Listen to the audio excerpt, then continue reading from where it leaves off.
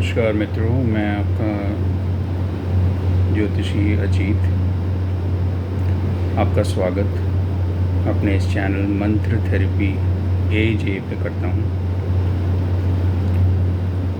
आज जिस ग्रह की हम चर्चा करेंगे वह ग्रह हमसे सबसे निकट दूरी पर स्थित है। हम सबके जीवन पे उसका सबसे अधिक प्रभाव है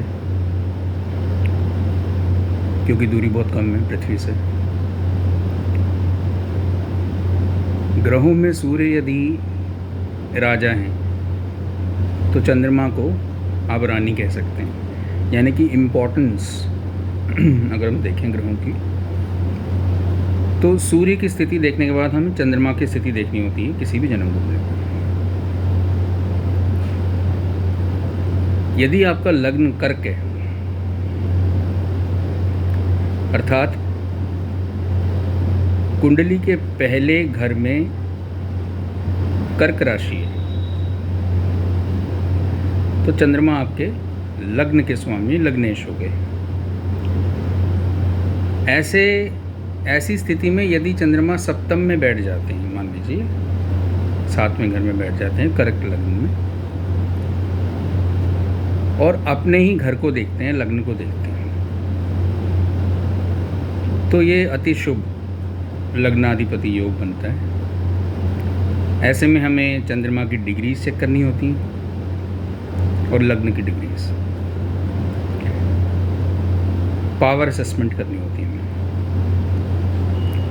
जितने भी लग्न ऐसे हैं जहाँ पे राशि यानी कि आपकी कुंडली में पहला भाव राशि या तो 4 है यानी कि कर्क, या कोई ऐसी राशि है जिसके स्वामी मंगल हैं, बृहस्पति हैं, सूर्य हैं,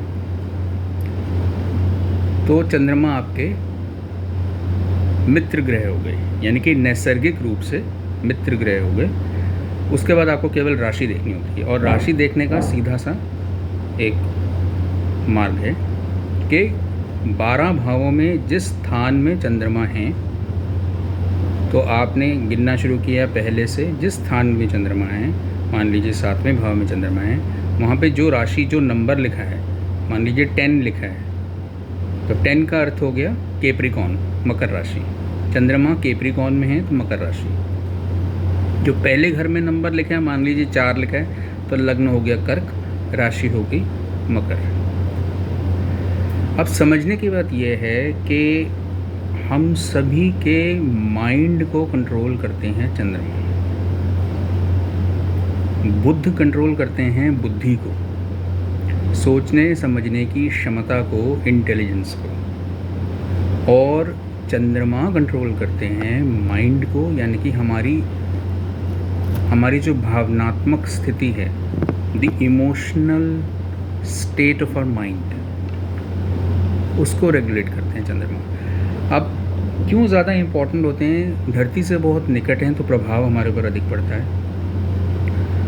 दूसरा ये कि यदि आपका मन शांत है, स्थिर है, तो आप अपनी बुद्धि का उच्चतम प्रयोग कर सकते हैं।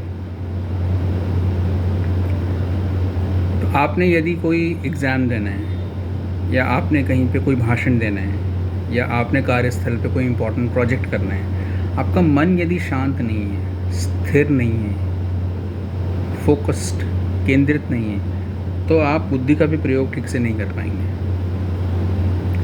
तो ऐसे लोग जिनकी कुंडली में चंद्रमा वेल प्लेस्ड हैं, केंद्र में त्रिकोण में हैं, और ख़ास करके बृहस्पति से दृष्ट हैं, उनका मन स्थिर रहता है। आपने ऐसे लोग देखे होंगे जो विपरीत परिस्थितियों में भी अपने मन के ऊपर नियंत्रण रखते हैं तथा अपनी बुद्धि का सदुपयोग करते हैं। अर्थात परिस्थिति अनुकूल नहीं है उनकी, मान लीजिए पारिवारिक कोई क्लेश चल रहा है घर में, लेकिन बाहर जाके वो अपना काम ठीक से करके आते हैं क्योंकि वो अपने मन को स्थिर रखने में कामयाब होते हैं। तो ये हम मेडिटेशन से भी अचीव करते हैं, और ये कई बार कुदरतन लोगों के अंदर देखा गया है स्वाभाविक रूप से, क्योंकि उनके चंद्रमा की स्थिति बहुत अच्छी है जन्म कुंडली में, बृहस्पति से दृष्ट है चंद्रमा, मन स्थिर रहता है विपरीत सर्कमस्टेंसेस अनफेवरेबल सर्कमस्टांसेस में भी उनका मन जो है वो शांत एवं स्थिर रहता है, अपनी बुद्धि का सही उपयोग वो कर पाते हैं। तो इस वजह से जो चीज़ समझनी ज़रूरी है, सबसे पहले कि चंद्रमा आपके नैसर्गिक मित्र हैं कि नहीं हैं। अब मान लीजिए जो आपकी कुंडली में पहला घर है, राशि 4 है या राशि 5 है, यानी कि कर्क है पहले घर में, या सिंह राशि है, चंद्रमा मित्र हो गए। और मान लीजिए कि जहाँ चंद्रमा स्थित हैं वहाँ भी एक मित्र राशि है, मान लीजिए बृहस्पति की राशि है, तो मीन राशि मान लीजिए। तो ऐसे में क्या होगा कि लग्न से भी आपके मित्र हो गए चंद्रमा, और राशि से भी आपके मित्र हो गए, तो आपके लिए शुभ हो जाते हैं। किंतु कभी कभी ऐसा होता है कि लग्न बुध का होता है, राशि भी बुध की होती है, या राशि मान लीजिए शनि की होती है, तो चंद्रमा आपके मित्र नहीं रह जाते। लेकिन इसका अर्थ ये नहीं कि आपको चंद्रमा की आवश्यकता नहीं है, अर्थात चंद्रमा का जो प्रभाव है वो आपके ऊपर नहीं पड़ता क्योंकि आपके मित्र नहीं है राशि से और लगने से, ऐसा नहीं है, प्रभाव तब भी पड़ेगा। तो हम मंत्र थेरेपी से क्या करते हैं, यदि आपके मित्र हैं लग्न से राशि से अच्छा फल दे रहे हैं तो मंत्र से उस अच्छे फल में हम वृद्धि करते हैं। यदि मित्र नहीं हैं और ख़राब जगह प्लेस्ड हैं, मान लीजिए 6ठे 8वें या 12वें भाव में दुस्थान में प्लेस्ड हैं चंद्रमा, खराब भाव में प्लेस्ड हैं और मित्र भी नहीं हैं, तो उनकी ऊर्जा को संचालित करने के लिए, उनकी ऊर्जा को बैलेंस करने के लिए हम मंत्र का जाप करते हैं। मंत्र से जो ऊर्जा उस मंत्र के स्पंदन यानी कि वाइब्रेशन से रिलीज़ होगी, उस ऊर्जा का जो मैच है वो ऑटोमेटिकली अपने कनेक्टेड प्लैनेट से होगा। तो जो स्पंदन, जो वाइब्रेशन, जो फ्रीक्वेंसी उस मंत्र के जाप से निकलेगी, वो स्पंदन ऑटोमेटिकली चंद्रमा से कनेक्ट करेगी, क्योंकि मंत्र जो है वो चंद्रमा का ही बीज मंत्र है। तो मंत्र हम किसी भी स्थिति में उसका जाप कर सकते हैं। हालांकि मोती जो रत्न है चंद्रमा का, या जो मून स्टोन भी एक होता है, उसको धारण करने के लिए हमें अपनी जन्म पत्री का विश्लेषण कराना पड़ता है। हर स्थिति में हम मोती धारण नहीं कर सकते। मान लीजिए किसी के अष्टम में चंद्रमा है, आप मोती धारण नहीं कर सकते। तो जाप आप कर सकते हैं चंद्रमा का, शिव जी का जाप आप कर सकते हैं, ओम नमः शिवाय, इसका जाप आप कीजिए, इसका बहुत शुभ फल मिलेगा आपको, चंद्रमा को बल प्राप्त होता है। किंतु यदि आप बीज मंत्र करना चाहते हैं चंद्रमा का, तो बीज मंत्र मैं आपके सामने प्रस्तुत कर देता हूँ। बीज मंत्र कुछ इस प्रकार से है।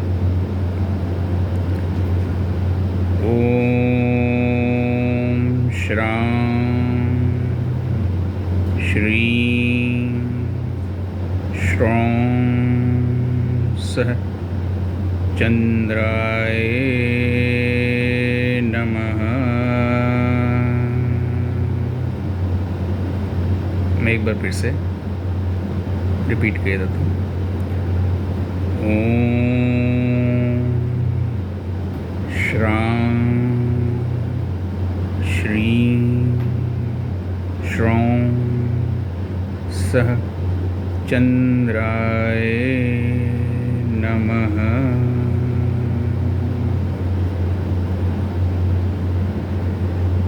तो इस मंत्र का जब आप जाप करेंगे, रुद्राक्ष की माला से आप कर सकते हैं। शिव जी चंद्रमा जी के आराध्य देव भगवान शंकर चंद्रमा को अपने मस्तक पर धारण करते हैं, इसलिए हम उन्हें चंद्रशेखर कहते हैं। तो आप भगवान शंकर की आराधना करते हैं, शिव जी का ओम नमः शिवाय जाप करते हैं तो भी अच्छा है, बीज मंत्र करते हैं तो भी अच्छा है। मन के ऊपर प्रभाव सकारात्मक अवश्य पड़ेगा। मन की शांति होना निश्चित है यदि आप इस मंत्र को निष्ठा से करते हैं, निश्चित रूप से मंत्र से आपके मन की शांति होगी। जब भी आपको समय मिले आप इस मंत्र का उच्चारण कीजिए और निश्चित रूप से आपको शुभ परिणाम देखने को मिलेंगे। किंतु रत्न केवल तभी धारण कीजिए किसी भी ग्रह का जब आपको ऐसा लगता है कि आपने किसी अच्छे विद्वान पंडित से अपनी पत्री दिखवाई है और उन्होंने आपको सलाह दी है, तभी रत्न धारण कीजिए। ऐसे नहीं कीजिए। ऐसा नहीं कि मोती कोई भी पहन सकता है। ये कई लोग सोचते हैं दिमाग ठंडा करने के लिए पहनते हैं, कोई भी पहन सकता है कभी भी, ऐसा नहीं। तो यदि चंद्रमा जैसे मैंने कहा अष्टम में मान लीजिए मोती पहन लेंगे तो एक्सीडेंट हो जाएगा, गलत हो जाएगा।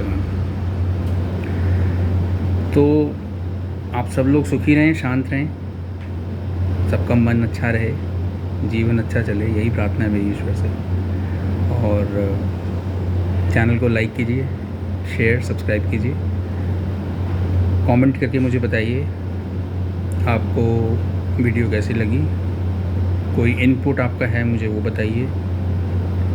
कोई समस्या है तो आप मुझे ईमेल कर सकते हैं। ईमेल है, चैनल का नाम मंत्र थेरेपी aj2022@gmail.com। मिलते हैं आपसे नेक्स्ट वीडियो में।